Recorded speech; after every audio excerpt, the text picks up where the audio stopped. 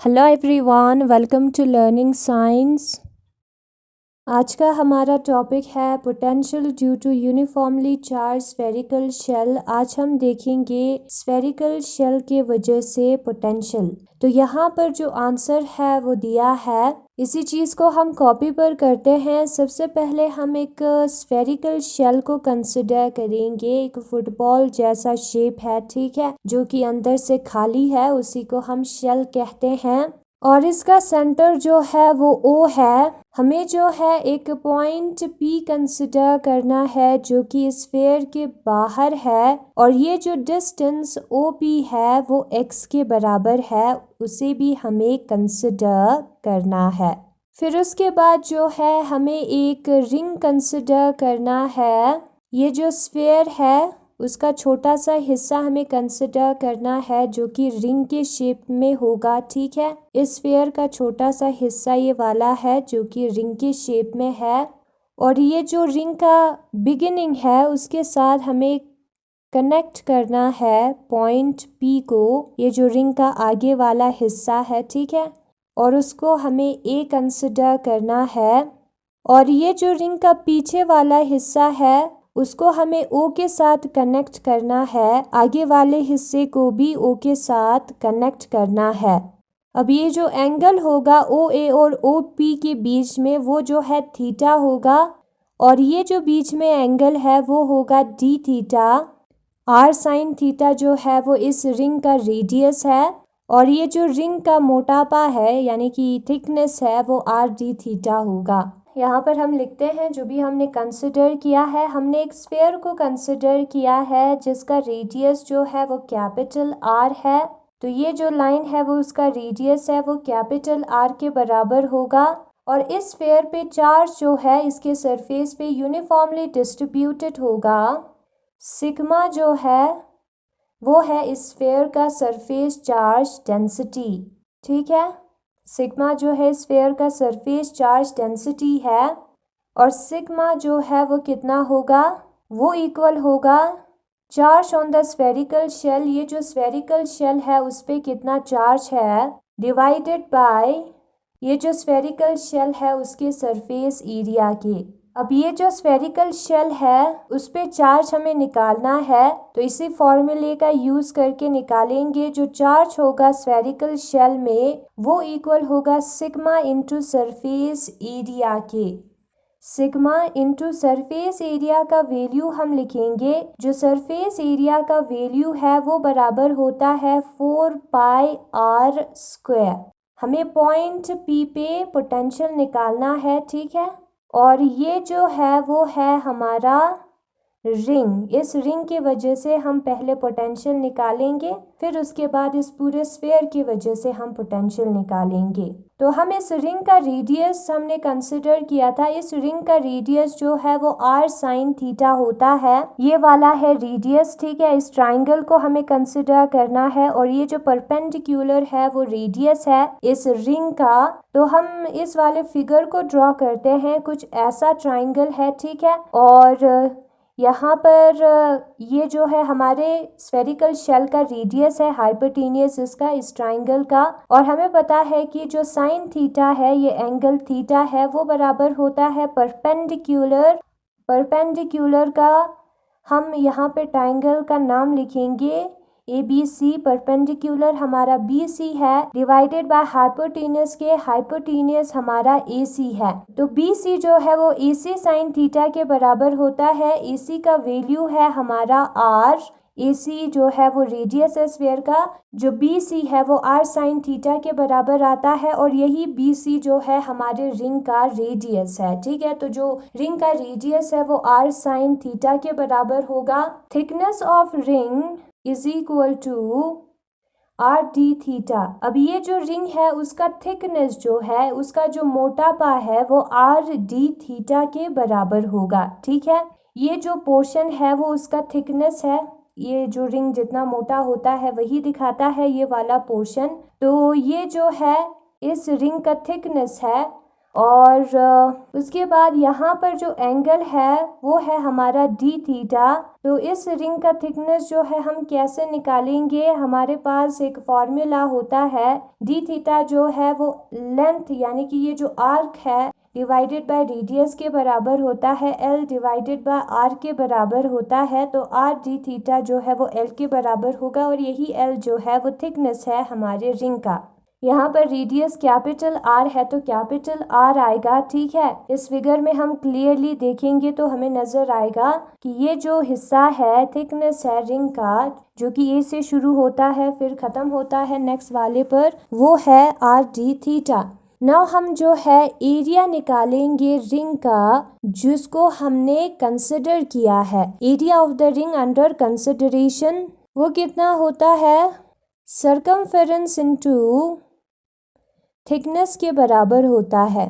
इस रिंग का एरिया जो है वो सरकमफेरेंस इनटू थिकनेस के बराबर होता है। ये हमारा रिंग है हम सपोज करते हैं, तो इस बाउंड्री को हम सरकमफेरेंस कहते हैं जो कि सेम होगा, ठीक है। और थिकनेस जो है ये हिस्सा, तो सरकमफेरेंस का फॉर्मूला होता है, हमें पता है जो सरकमफेरेंस है वो बराबर होता है 2 पाई आर स्क्वायर के। इस रिंग का हमें सरकमफेरेंस निकालना है, एक सर्कल का सरकमफेरेंस निकालना है जो कि होता है 2 पाई आर स्क्वायर। यहाँ पर रेडियस जो है वो आर साइन थीटा है, तो यहाँ पर 2 pi capital are sine theta आएगा। और हम थिकनेस का वैल्यू लिखेंगे जो कि आर डी थीटा के बराबर होगा। फिर उसके बाद हमें लिखना है 2 pi r square sine theta d theta, into किया है इन दोनों को, ठीक है। जो चार्ज होगा रिंग पर वो कितना होगा, डी क्यू जो है वो इक्वल होगा सिग्मा, जो कि सरफेस चार्ज डेंसिटी है, जो कि चेंज नहीं होता है किसी भी हिस्से के लिए, तो इस रिंग के लिए भी चेंज नहीं होगा इस स्फीयर के, इनटू एरिया के बराबर होता है। एरिया हमने ऊपर निकाला है तो उसी को लिखना है और इन दोनों को इंटू करेंगे तो आएगा 2 pi capital r square sigma sine theta d theta. फिर उसके बाद हम पोटेंशियल को निकालेंगे, potential at p due to this elementary ring is given by, जो P पे पोटेंशियल है इस एलिमेंट्री रिंग के वजह से वो जो है dV के बराबर होगा, छोटे से हिस्से का पोटेंशियल है, ठीक है। और उसका फॉर्मूला होगा 1/4 पाई एप्सिलॉन नॉट, जो चार्ज इस रिंग ने इनक्लोज किया है जो कि dQ होता है डिवाइडेड बाय AP के।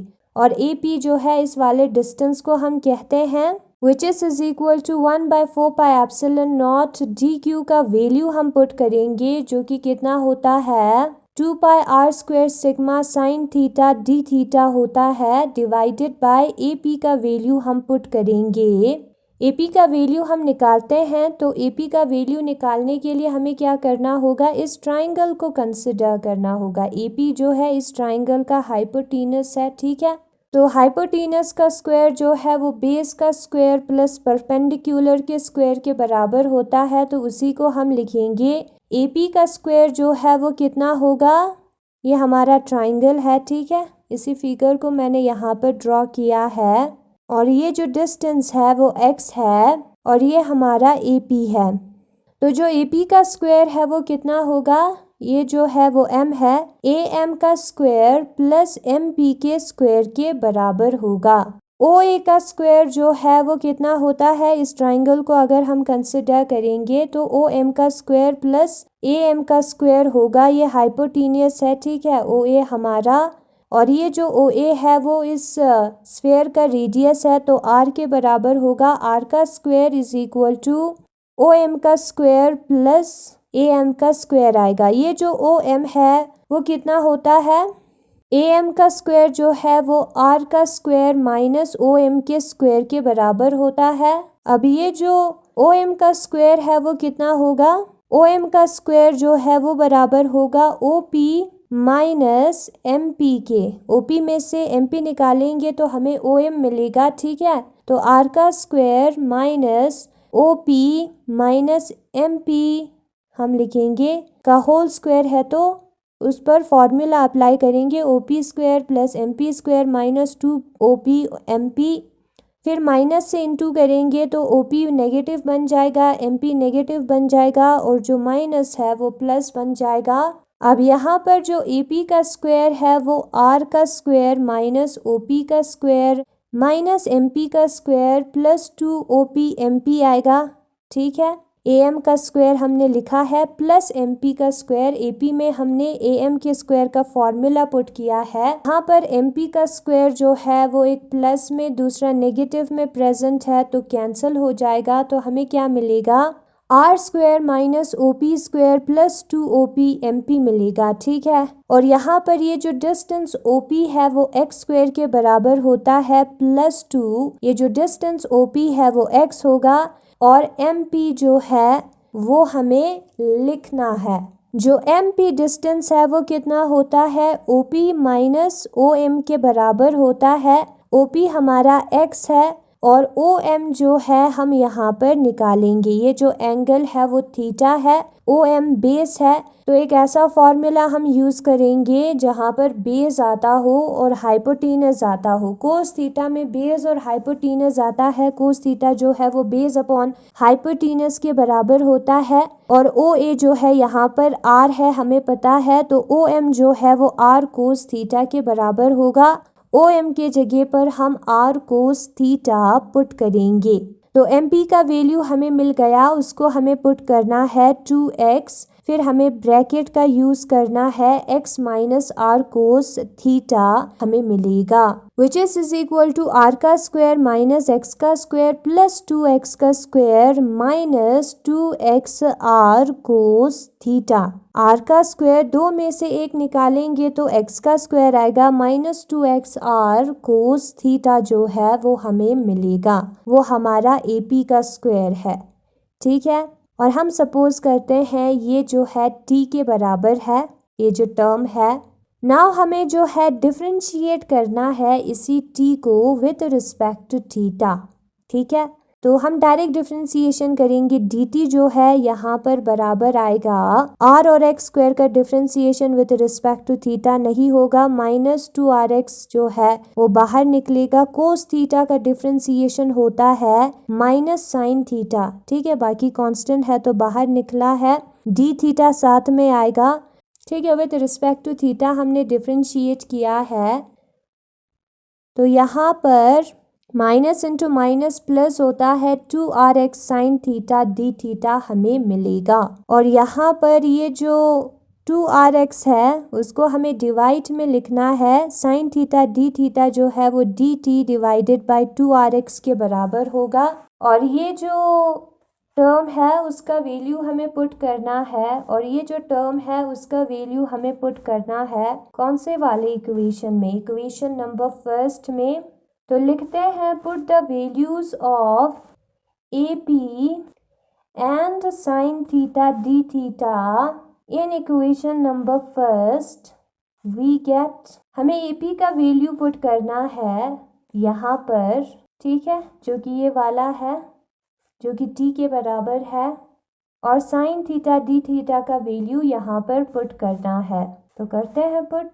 dv जो है वो कितना होता है 1/4 pi epsilon not 2 pi r square sigma sine theta d theta की जगह पर dt डिवाइडेड बाई 2rx हमें पुट करना है और AP की जगह पर उसका वैल्यू हम पुट करेंगे। AP स्क्वायर की जगह पर t पावर 1/2 हम पुट करेंगे।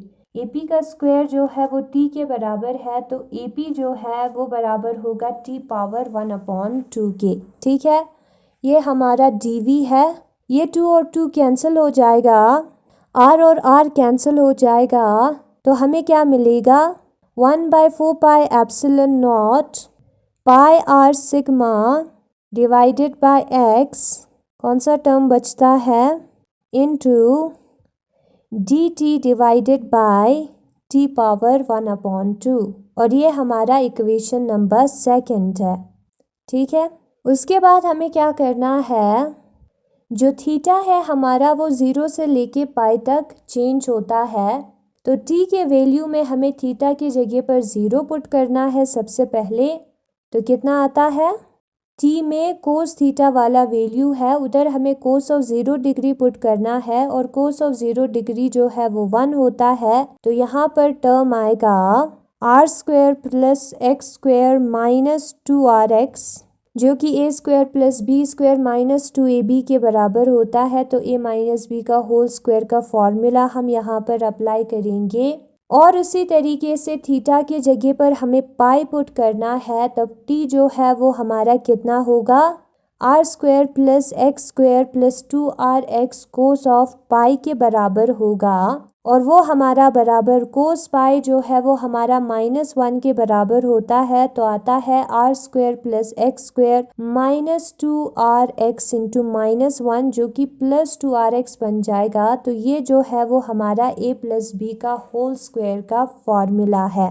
देयरफॉर ये जो t है वो कहाँ चेंज हो रहा है, ये जो t है वो वेरी कर रहा है x माइनस आर स्क्वायर से x प्लस आर स्क्वायर तक। ये वैल्यू है t का, 0 से पाई तक वेरी कर रहा है थीटा। तो t जो है इन वैल्यूज पर वेरी करेगा। यहाँ पर x पहले और r बाद में आएगा क्योंकि x जो है वो ग्रेटर नंबर है एज कंपेयर टू r। ठीक है, ये लिमिट है हमारे t का। नाउ हम निकालेंगे पोटेंशियल p पर चार्ज की वजह से पूरे स्फेरिकल शेल पर। अभी हमने छोटे से हिस्से पर निकाला, ठीक है। पॉइंट P पर पोटेंशियल हम निकालेंगे अब पूरे स्फेरिकल शेल के वजह से, एक छोटे से रिंग के वजह से नहीं। तो इंटीग्रेशन करके हमें मिलेगा dV को, जो छोटा सा हिस्सा है उसके पोटेंशियल को इंटीग्रेट करना होगा इनिशियल से फाइनल वैल्यू तक, जो कि अभी हमने निकाला था। ठीक है, dV का वैल्यू हम लिखेंगे यहाँ पर। तो V हमारा कितना आता है, ये सारे टर्म्स जो है वो कांस्टेंट है, तो कांस्टेंट का इंटीग्रेशन नहीं होता है, तो इनको हमें बाहर निकालना होगा। इंटीग्रेशन जो है वो सिर्फ t वाले टर्म का होगा।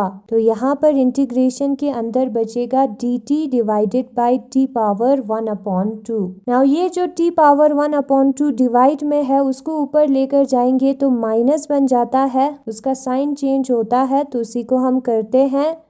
ये जो कांस्टेंट है उसको हम लिखेंगे, इंटीग्रेशन जो है वो x माइनस आर स्क्वायर से x प्लस आर स्क्वायर तक हमें करना है। t को ऊपर लिया है तो t का पावर -1/2 dt बन जाएगा।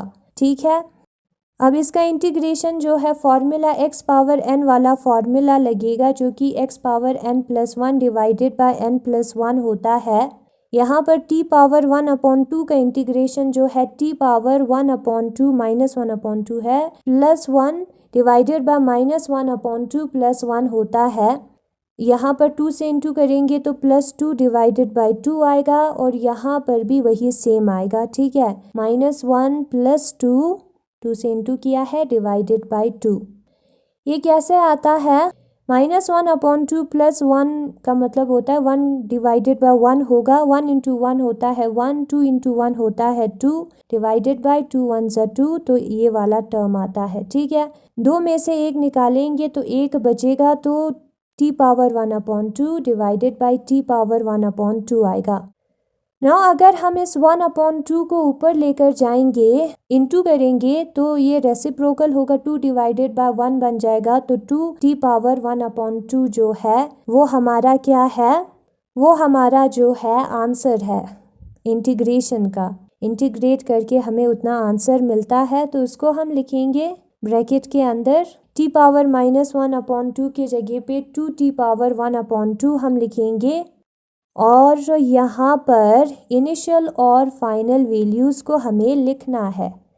ठीक है, नाउ यहाँ पर हमें t के जगह पर ये जो इनिशियल और फाइनल वैल्यूज़ है उसको पुट करना है। सबसे पहले हम कांस्टेंट को बाहर लिखेंगे, 2 को भी बाहर निकालेंगे क्योंकि ये कांस्टेंट है। t के जगह पर फाइनल वैल्यू को पुट करेंगे, जो कि बराबर है x प्लस आर का होल स्क्वायर और t का पावर 1/2 है, तो इसका पावर 1/2 होगा, माइनस इस वाले टर्म को पुट करेंगे जो कि है x माइनस आर का होल स्क्वायर और इसका पावर 1/2 होगा। ये 2 जो है वो कैंसिल हो जाएगा, तो बचता क्या है 2 pi r sigma 4 pi epsilon naught x, यहाँ पर x प्लस आर बचेगा माइनस ये जो ब्रैकेट में x माइनस आर है वो बचेगा। इन कॉन्स्टेंट्स को हम लिखेंगे।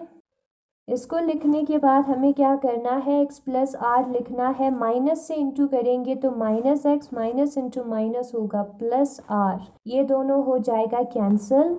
r प्लस आर जो है वो 2r के बराबर आएगा।